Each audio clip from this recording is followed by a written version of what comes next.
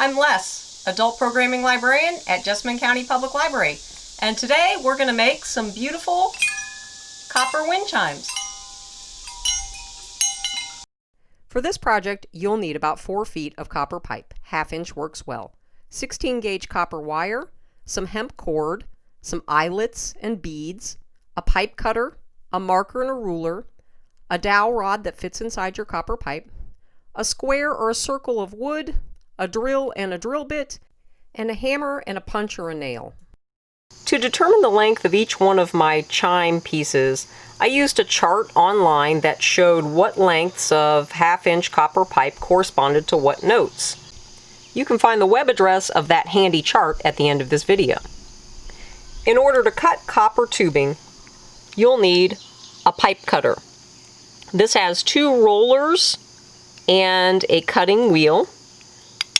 You slip your pipe so that it rests between the 2 rollers and turn the knob on the bottom until the wheel cuts into the pipe where you've marked it. Once it's held tight in place, then you'll spin the tube cutter around your piece until you feel it getting a little bit loose. When it's loose, tighten the wheel on the bottom a little bit more and keep turning until your piece breaks. You'll need to drill a hole in the top of your pipe somewhere in order to put a screw or a cord through to hang it. I have measured down the distance that was recommended in the chart I talked about earlier to make the best sound. Then I created this structure, which is just 2 little pieces of board screwed down to a bigger piece of board so that I could hold my tube in place while I drilled the hole. This is really handy since my drill press is broken and not everyone has a drill press. So a lot of you might be working with a cordless electric drill or a battery operated drill like I am, so that your drill bit will not skip across the surface of your round tube. I insert a dowel rod that perfectly fits inside the tube, and I take a hammer and a nail, or you could use a hole punch or a nail punch, and I just make a little indentation where we'll sit the tip of our drill bit. Then slowly, holding your drill as straight up and down as possible, drill a hole in your tube. You can use that hole as a guide to drill the hole on the other side. Hold your tube steady. And there you have a nice hole all the way through your tube. You notice that the copper puts off quite a lot of shavings, so it's important to wear goggles when you're doing this. Once you've finished drilling all your holes, you'll want to take a sanding block and go over each hole and take the burrs.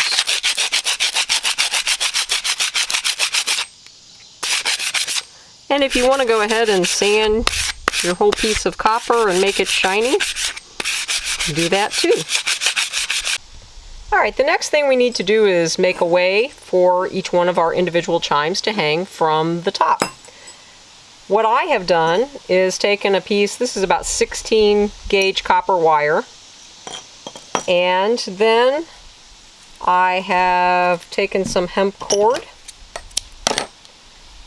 and I'm just going to create a little loop. Even though our wire is thin, and we could make a very tiny loop, I make mine about, I don't know, as big around as my pinky finger. That way it's easy to find when you want to slip your wire into the hole and into the loop. You knot it off several times, and if you wanted to be really sure that your knots don't come undone, you could even put a little drop of glue on there if you like. Then I just stick my loop down into the pipe till I can see through the hole and push my wire through. Ta-da! You've got an attached wire.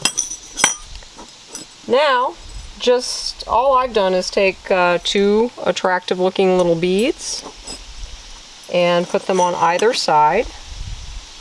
Then I've used a pair of round nose pliers to curl the ends of my wire into an attractive little curly cue. Now, there are a million ways to do this. You could use a dowel rod, you could use a screw or a nut or a bolt. So this wire just happened to be something I had around the house. You can attach it however you like. And hemp cord is nice, but you could also use copper wire. Alright, and there you can see we've got our finished chime ready to be hung.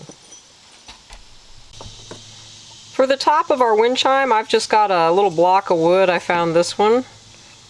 I spray painted it, and I put eye hooks for each one of our chimes on the bottom.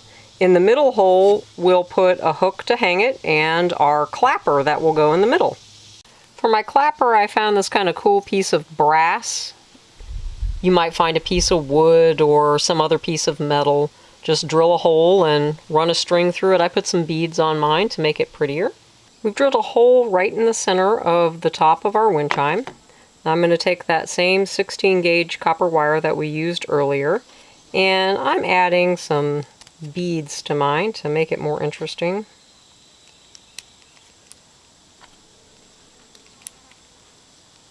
Then we'll stick that part down into the base, give it a little tug, and we'll use the wires on the bottom to create another loop where we can hang our clapper. You can twist these around with your finger and then use a pair of pliers to twist them around one another to hold them. The next step is, of course, just to hang your chimes on your top. So I'm going from longest to shortest chime in order. I have run my cord through the little eye hook, and then I want to make sure that my chimes are hanging at the same level. So I'm going to pull that down to there, and then I'm going to tie a knot right here to hold that in place.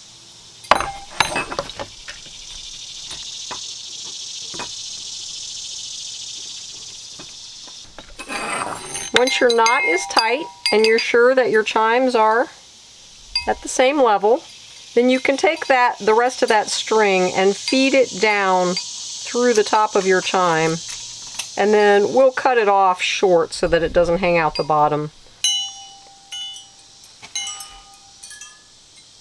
There you have your finished wind chimes.